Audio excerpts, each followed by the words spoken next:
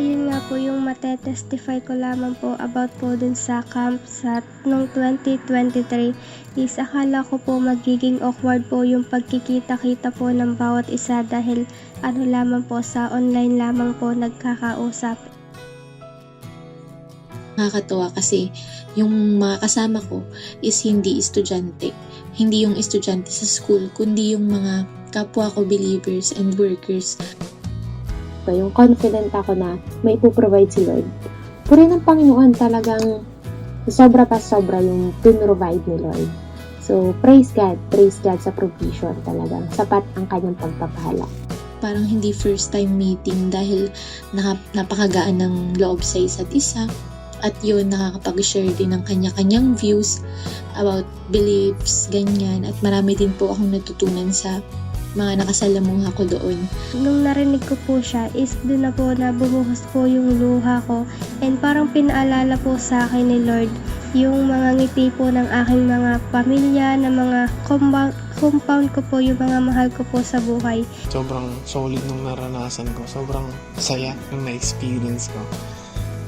Kasi, yun nga, first time ko lang din na-experience sa buhay ko yung ganung fellowship.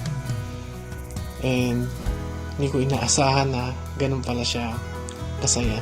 Marami akong natutunan sa mga taong nakausap ko, no? Marami akong mga na-experience na hindi ko nagawa, no? Gaya na lang na magsalita sa harap ng maraming tao, no? Yung pala yung pakiramdam ng mga preacher na nagsasalita sa stage, no? Una, I wanted to testify that God is my Jehovah Jireh, the Lord my provider. Siya ang nag-provide ng mga pangangailangan ko mula sa pamasahe, sa pagkain, sa registration, sa strength, sa health, sa lahat. Si Lord nag-provide ng mga taong magkaloob ng mga ito, siksik, liglig at tumaapaw. Sa event na yun, grabe, yung moving ng Holy Spirit, yung sa revival night, doon ko nakita na yung purpose ng ating Panginoon at ni-revive niya yung spirit ko and He restored me sa relationship ko sa Kanya. Naka-receive ako ng blessing from the Lord spiritually, physically, and mentally. And ganun din na napakasayang nakita ko yung mga kapatid ko sa Timothy class and nagagalak ako and looking forward na magkaroon pa ng camp sa this year. And then God spoke into my heart that says, my child, you have to go back to me. You have to go back to your first love.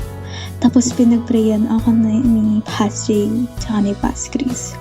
So kay Pas Chris, ayun, yung heart ko, I know, God knows that I've been hurt. And then Pas Jay prayed na Lord, ipakita mo sa kanya nakangiti ka sa bawat ginagawa niya. I am expecting na i-review ko ng Panginoon sa panalangin na go lang, go. Bakit ka nagre-release emotion mo? Pero I didn't know that was the word na kailangan ko nung gabing yan.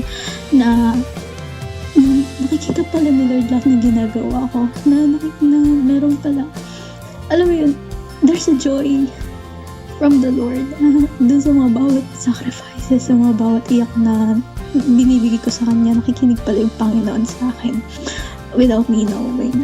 So, ayun, I have been revived, I have been restored, and I have been baptized. You know, that surreal feeling na hindi inalaw ni Lord na mangyari sa akin from the previous years. Pero inalaw ni Lord na mangyari sa akin sa pamamagitan ng first church ko, which is Timothy class. So it is indeed a great experience to me, and not only experience, but God restored me, put me into revival, and He definitely puts me into another season, into another step of my calling. So